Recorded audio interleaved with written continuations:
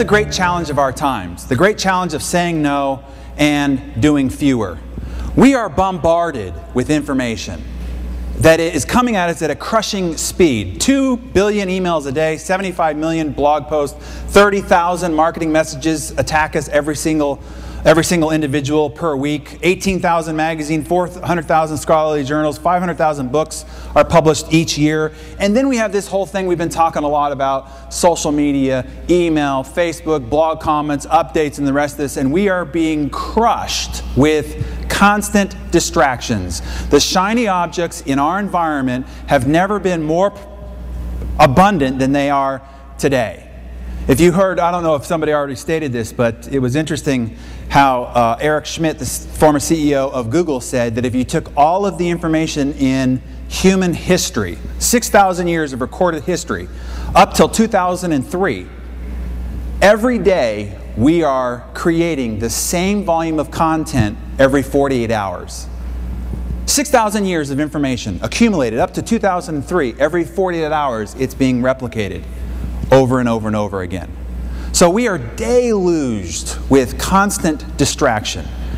And it is what is creating this addictive ADHD culture, society, and workforce that we have around us. And the consequence is we're overstimulated, we're overwhelmed, we're unproductive, and unfulfilled.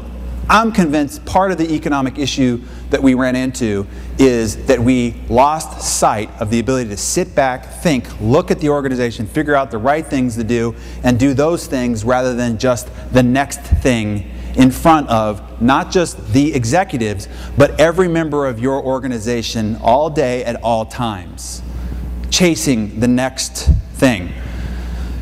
Here's how we're addicted to distraction. 3 ways. Number 1, these distractions are a form of relief.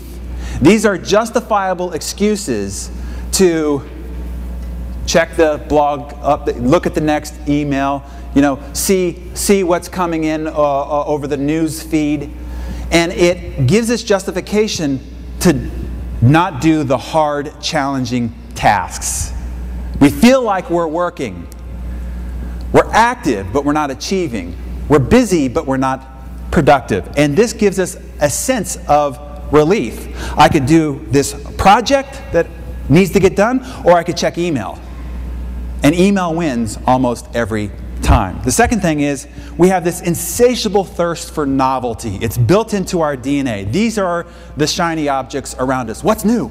I need to know what's new. What's new on the RSS feed? What's the latest email? What's the latest text? And when an email or a text or an RSS feed comes in, it's like trying to avoid a ringing phone or a crying baby or fresh baked chocolate chip cookies out of the oven. Our ability to avoid going in that direction is almost impossible by human nature. And the third thing is we want to be wanted. And so when we get an email, it's like, oh, somebody loves me. Somebody needs me. A comment on my blog, somebody loves me. A text, who loves me now? And that's what's going on all day is, and this social media is like a perverted, extraordinary sense of that. You put a tweet out and now you're like, who's going to respond? How many responses am I getting to that? How many likes? How many comments? What's the feedback? Because it is a shot of dopamine into our system. We think that these people are giving us love.